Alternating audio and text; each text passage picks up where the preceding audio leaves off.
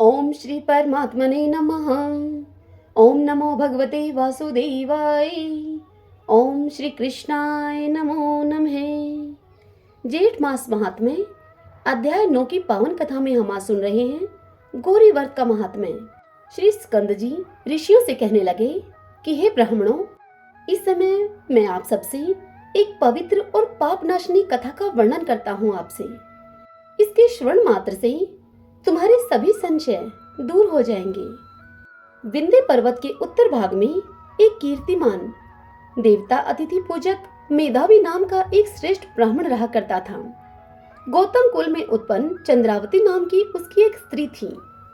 वह स्त्री पतिव्रत धर्म में प्रायण और पति सेवा में तत्पर रहा करती थी।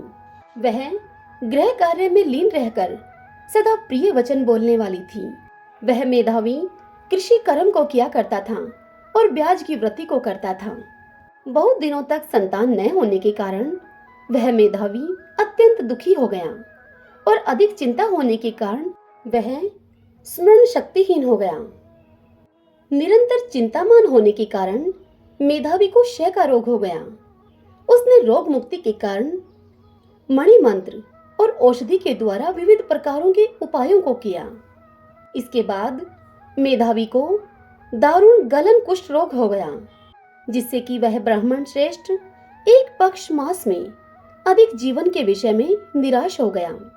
देव तथा उसके अनुसार रोग को देखकर स्वयं भी उसका अनुगामी हो गया। वह मेधावी ब्राह्मण और उसकी स्त्री दोनों ही शीघ्र घर से निकलकर गंगा जी के तट पर चले गए। वहां जाकर उन्होंने अपने हाथ से तुलसी का वन लगाया और इस प्रकार से मेधावी की पत्नी उसके साथ रहकर उसने अपना बहुत सारा समय इस प्रकार व्यतीत कर दिया। जब सभी पापों का नाशक ज्येष्ठ का मास आया और ज्येष्ठ मास के नियम व्रत करने से नारद ऋषि वहां स्वयं अपनी स्वेच्छा से वहां आए, तो विधिवत नारद ऋषि को उन्होंने प्रणाम करके उनका यथाविधि पूजन किया। तत्पश्चात अपने समग्र शोक मोह के कारण को भी उन्होंने नारद जी से निवेदन किया। शोक का कारण सुनकर प्रसन्न आत्मा नारद जी उसकी स्त्री से अत्यंत हितकर वचन कहने लगे। नारद जी उससे बोले, पूर्व जन्म में इस ब्राह्मण ने मद से उद्यत होकर ज्येष्ठ मास के महात्म्य का अपमान किया था। इसी पाप से मेधावी पीड़ित हो गया है, इसमें संशय नहीं है। अब तुम इस पाप दोष के निवारणार्थ ज्येष्ठ मास में व्रत करो, जो कि सुख सौभाग्य को देने वाला और गौरी नाम से विख्यात है। इस प्रकार नारद जी के कहने पर दूरदर्शनी ब्राह्मण पत्नी चंद्रावती ने इस व्रत को स्वीकार करके नारद जी का पूजन किया और उपदेशक नारद जी के चले जाने के बाद सुश्रोणी चंद्रावती ने पृथ्वी पर नारद जी के कथन के अनुसार भक्ति युक्त चित्त से इस व्रत को किया और उस व्रत के अनुष्ठान मात्र से मेधावी ब्राह्मणों में श्रेष्ठ हो गया। उसके पश्चात श्रेष्ठ उद्यापन कर्म करके ब्राह्मणों का उन्होंने पूजन किया और उन ब्राह्मणों को उन्होंने तृप्त कर दिया।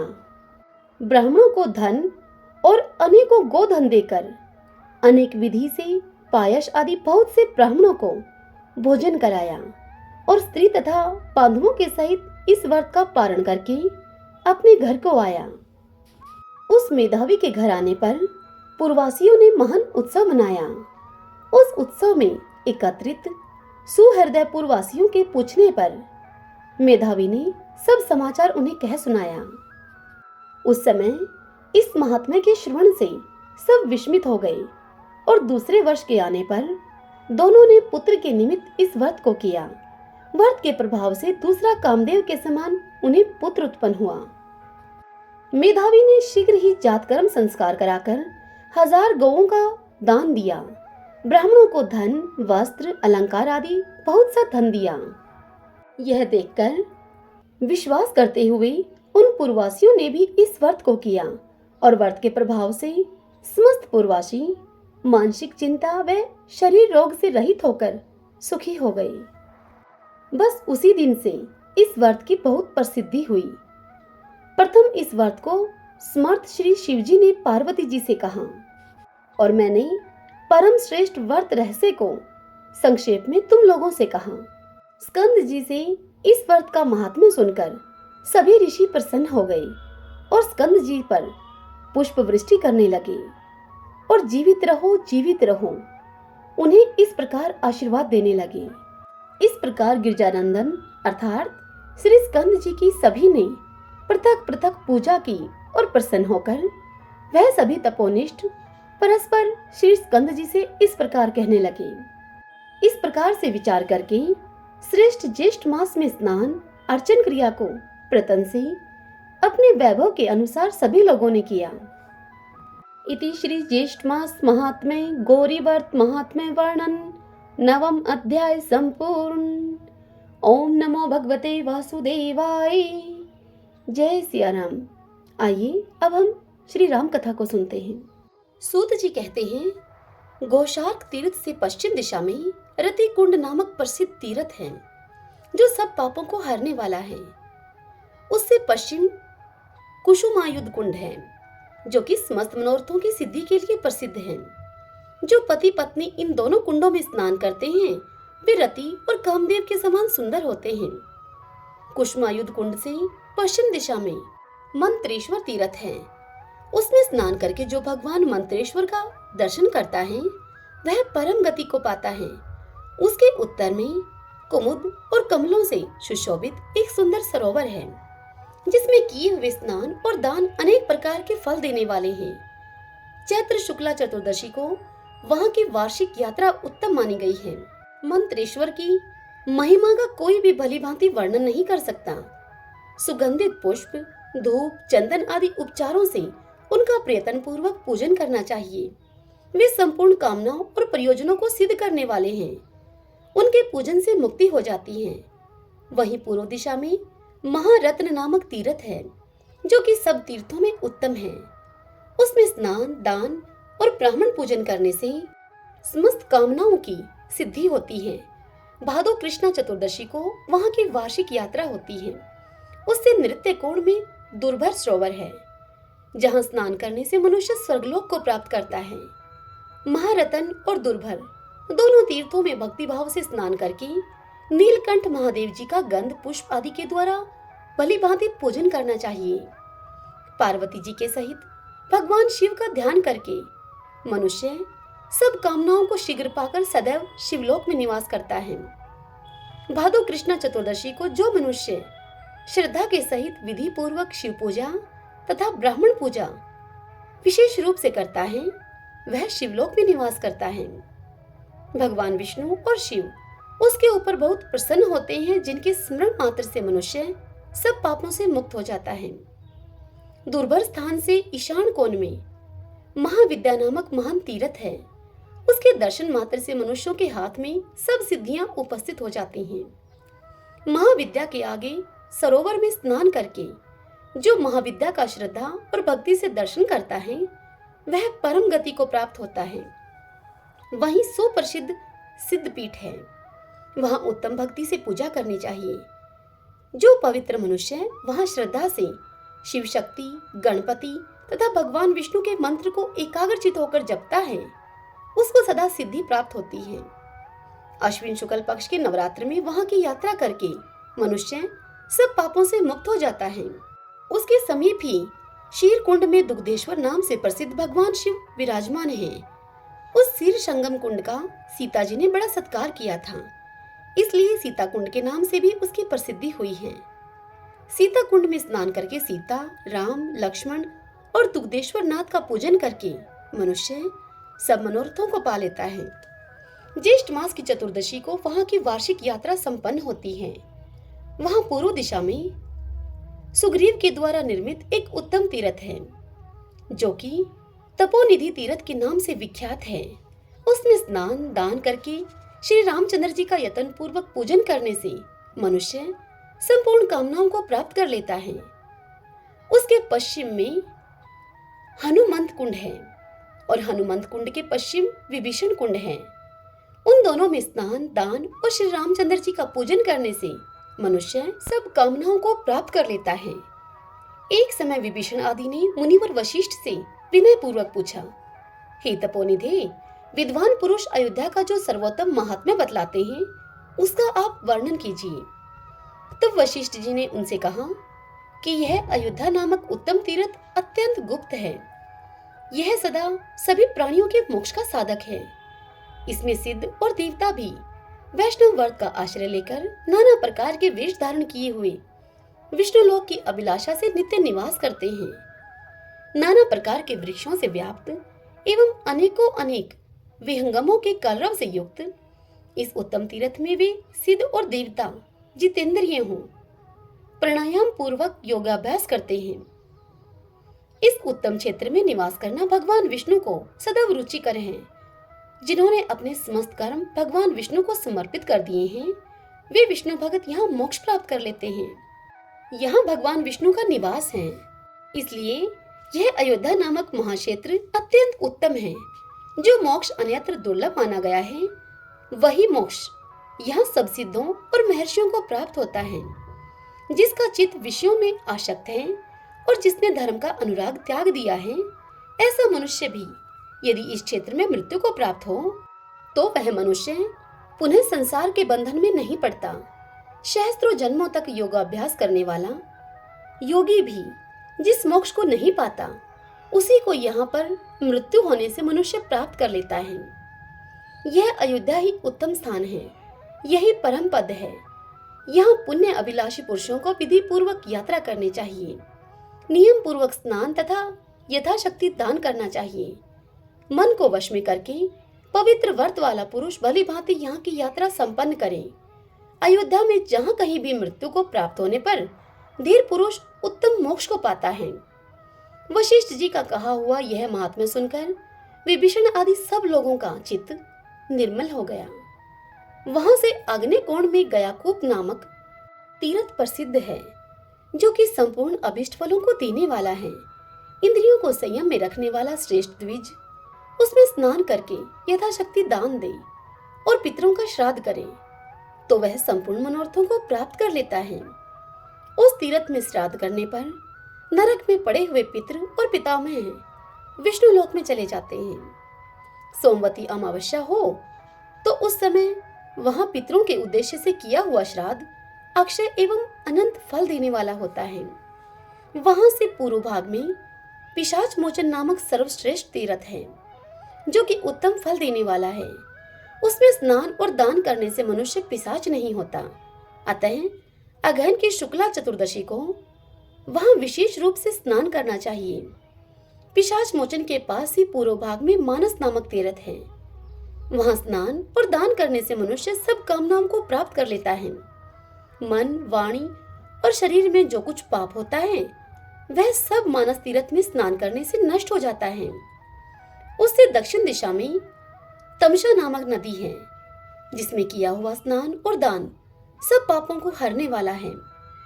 तमसा के सुंदर तट पर पवित्र आत्मा मुनियों के अनेक स्थान हैं और मांडव्य मुनि का भी पाप नाशक आश्रम है, जहां से उत्तम तरंगों वाली तमसा नदी प्रकट हुई है। वह वन अत्यंत पवित्र है। उसके दर्शन से मनुष्यों के सब पापों का नाश हो जाता है। वह तीर्थ सब ओर से मनोहर है। वहां मांडव्य मुनि ने बड़ी भारी तपस्या की, जिसके प्रभाव से वह तीर्थ परम पावन हुआ है। वहां पहले गौतम ऋषि का परम पवित्र आश्रम था। चैवन और पराशर मुनि का भी पूर्व काल में वहां स्थान रहा है। इसमें किए हुए स्नान, दान और श्राद्ध से संपूर्ण मनोरथों की सिद्धि होती है। मार्गशीर्ष शुक्ल पक्ष की पूर्णिमा में वहां का स्नान मनुष्यों के लिए विशेष फल की प्राप्ति कराने वाला है। उसके उत्तर भाग में सुंदर भरत कुंड है, जिसमें स्नान करके मनुष्य सब पापों से छूट जाता है। पूर्व काल में रघुकुल में उत्पन्न भरत जी वहीं नंदीग्राम में निवास करते थे। श्री राम वनवास के बाद निर्मल अंतःकरण वाले भरत जी इंद्रियों को संयम में रखकर श्री रामचंद्र जी का हृदय में ध्यान करते हुए वहीं रहकर प्रजा का पालन करते थे। उस कुंड में स्नान करने से बड़ा भारी पुण्य होता है। उसके पश्चिम भाग में अति उत्तम जटा कुंड है, जहाँ वन से लौटने पर श्री राम आदि ने अपनी जटाएं कटवाई थी। उनके जटा छोड़ने से ही उसका नाम जटा कुंड हो गया। वह जटाकुंड सब तीर्थों में उत्तम तीर्थ है। वहां स्नान और दान करने से मनुष्य सब कामनाओं को प्राप्त कर लेता है। पूर्व कुंडों में श्री भरत जी का पूजन करना चाहिए। जटाकुंड में सीता, राम और लक्ष्मण जी का पूजन करना उचित है। चैत्र कृष्णा चतुर्दशी को वहां की वार्षिक यात्रा होती है। इस प्रकार पूजन करके पुण्य आत्मा मनुष्य विष्णु लोक में निवास करता है। इसके उत्तर में वीरमत गजेंद्र का शुभ सूचक स्थान है। उनके सामने जो सरोवर है उसमें स्नान करके जो निश्चित रूप से वहां निवास करता है वह पूर्ण सिद्धि को पाता है। अयोध्या की रक्षा करने वाले वीरमत गजेंद्र समस्त कामनाओं की सिद्धि करने वाले हैं। उसके पश्चिम भाग में परम पुरुषार्थी वीर पिंडार का स्थान है। सरयू के जल में स्नान करके वीर पिंडारक की पूजा करें। वे पापियों को मोहने वाले और पुण्य आत्माओं को सदा सद्बुद्धि प्रदान करने वाले हैं। पिंडारक के पश्चिम भाग में विघ्नेश्वर अर्थात गणेश जी की पूजा करें। उनके दर्शन करने से मनुष्यों को लेश मात्र विघ्न का भी सामना नहीं करना पड़ता। विघ्नेश से ईशान कोण में श्री राम जन्म स्थान है। इसे जन्म स्थान कहते हैं। यह मोक्षादि फलों की सिद्धि करने वाला है। विघ्नेश से पूर्व, वशिष्ठ से उत्तर तथा लोमस से पश्चिम भाग में जन्म स्थान तीर्थ माना गया है। उसका दर्शन करके मनुष्य गर्भवास पर विजय पा लेता है। रामनवमी के दिन व्रत करने वाला मनुष्य स्नान और दान के प्रभाव से जन्म मृत्यु के बंधन से छूट जाता है। आश्रम में निवास करने वाले तपस्वी पुरुषों को जो फल प्राप्त होता है, सहस्त्रों राजसूय और प्रतिवर्ष अग्निहोत्र करने से जो फल मिलता है, जन्म स्थान में नियम में स्थित पुरुष के दर्शन से तथा माता पिता और गुरु की भक्ति करने वाले सत्पुरुषों के दर्शन से मनुष्य जिस फल को पाता है वही सब फल जन्मभूमि के दर्शन से प्राप्त कर लेता है। सरयू का दर्शन करके भी मनुष्य उस फल को पा लेता है। एक निमेष या फिर आधे निमेष में भी किया हुआ श्री रामचंद्र जी का ध्यान मनुष्यों के संसार बंधन के कारणभूत अज्ञान का निश्चय ही नाश करने वाला है। जहाँ कहीं भी रहकर जो मन से अयोध्या जी का स्मरण करता है उसकी पुनरावृत्ति नहीं होती। सरयू नदी सदा मोक्ष को देने वाली है। यह जल रूप से साक्षात पर ब्रह्मा है। यहाँ कर्म का भोग नहीं करना पड़ता। इसमें स्नान करने से मनुष्य श्री राम रूप हो जाता है। पशु, पक्षी, मृग तथा अन्य जो पाप योनि प्राणी हैं, वे सभी मुक्त होकर स्वर्गलोक में जाते हैं। जैसा कि श्री रामचंद्र जी का वचन है, सत्य तीरथ, क्षमा तीरथ, इंद्रिय निग्रह तीरथ, सर्वभूत दया तीरथ, सत्यवादिता तीरथ, ज्ञान तीरथ और तपस्या तीरथ, ये 7 मानस तीरथ कहे गए हैं। संपूर्ण प्राणियों के प्रति दया करना रूप जो तीरथ है उसमें मन की विशेष शुद्धि होती है। केवल जल से शरीर को पवित्र कर लेना ही स्नान नहीं कहलाता। जिस पुरुष का मन भली भांति शुद्ध है उसी ने वास्तव में तीर्थ स्नान किया है। भूमि पर वर्तमान जो तीर्थ हैं उनकी पवित्रता का कारण यह है जैसे शरीर के लिए अंग मध्यम और कोई उत्तम माने गए हैं, उसी प्रकार पृथ्वी पर भी कुछ प्रदेश अत्यंत पवित्र होते हैं। इसलिए भौम और मानस दोनों प्रकार के तीर्थों में निवास करना चाहिए। जो दोनों में स्नान करता है वह परम गति को प्राप्त करता है। जलचर जीव जल में ही जन्म लेते हैं और जल में ही मरते हैं, परंतु वे स्वर्ग में नहीं जाते क्योंकि उनका मन अशुद्ध होता है और वे मलिन होते हैं। विषयों में निरंतर राग होना मन का मल कहलाता है। उन्हीं विषयों में जब आसक्ति न रह जाए तब उसे मन की निर्मलता कहते हैं। यदि मनुष्य भाव से निर्मल है, उसके अंतःकरण में शुद्ध भाव है, तो उसके लिए दान, यज्ञ, तप, शौच, तीर्थ सेवा और वेदों का अध्ययन ये सभी तीर्थ हैं। इंद्रिय समुदाय को वश में रखने वाला पुरुष जहां पर भी निवास करता है वही उसके लिए कुरुक्षेत्र, नैमिषारण्य और पुष्कर है। यह मानस तीर्थ का लक्षण बतलाया गया है जिसमें स्नान करने से क्रियावान पुरुषों के सब कर्म सफल होते हैं। बुद्धिमान मनुष्य प्रातः काल उठकर संगम में स्नान करे, तत्पश्चात चक्र तीर्थ में स्नान करके मनुष्य भगवान चक्रहरि का दर्शन करे। उसके बाद धर्महरि का दर्शन करके वह सब पापों से मुक्त हो जाता है। प्रत्येक एकादशी को यह यात्रा शुभकारक होती है। बुद्धिमान पुरुष प्रातः काल उठकर स्वर्ग द्वार के जल में गोता लगावे, फिर नित्य कर्म करके अयोध्यापुरी का दर्शन करे। तत्पश्चात पुनः सरयू का दर्शन करके वीरमत गजेंद्र, वंदी देवी, शीतला देवी और वटुक भैरव का दर्शन करें। उनके आगे सरोवर में स्नान करके महाविद्या का दर्शन करें। तत्पश्चात पिंडारक का दर्शन करें। अष्टमी और चतुर्दशी को यह यात्रा फलवती होती है। अंगारक चतुर्थी को पूर्वोक्त देवताओं के साथ साथ समस्त कामनाओं की सिद्धि के लिए विघ्नेश का भी दर्शन करें। पूर्ववत प्रातः काल उठकर बुद्धिमान पुरुष ब्रह्मा कुंड के जल में स्नान करें। फिर विष्णु और विष्णु हरि का दर्शन करके मनुष्य के मन, वाणी और शरीर की शुद्धि होती है। उसके बाद मंतेश्वर और महाविद्या का दर्शन करें। तत्पश्चात सब कामनाओं की सिद्धि के लिए अयोध्या का दर्शन करके जितेंद्रिय पुरुष स्वर्ग द्वार में वस्त्र सहित स्नान करें। उससे मनुष्य के अनेक जन्मों के उपार्जित नाना प्रकार के पाप नष्ट हो जाते हैं। इसलिए वस्त्र सहित स्नान अवश्य करें। यह यात्रा सब पापों का नाश करने वाली बताई गई है। जो प्रतिदिन इस प्रकार शुभ फल देने वाली यात्रा करता है, उसकी 100 कोटि कल्पों में भी पुनरावृत्ति नहीं होती। अयोध्यापुरी सर्वोत्तम स्थान है। यह भगवान विष्णु के चक्र पर प्रतिष्ठित है। सूत जी कहते हैं कि जो मनुष्य पवित्र चित्त होकर अयोध्या के इस अनुपम महात्म्य का पाठ करता है अथवा जो श्रद्धा से इसको सुनता है, वह परम गति को प्राप्त होता है। अतः मनुष्यों को सदा यत्न पूर्वक इसका श्रवण करना चाहिए।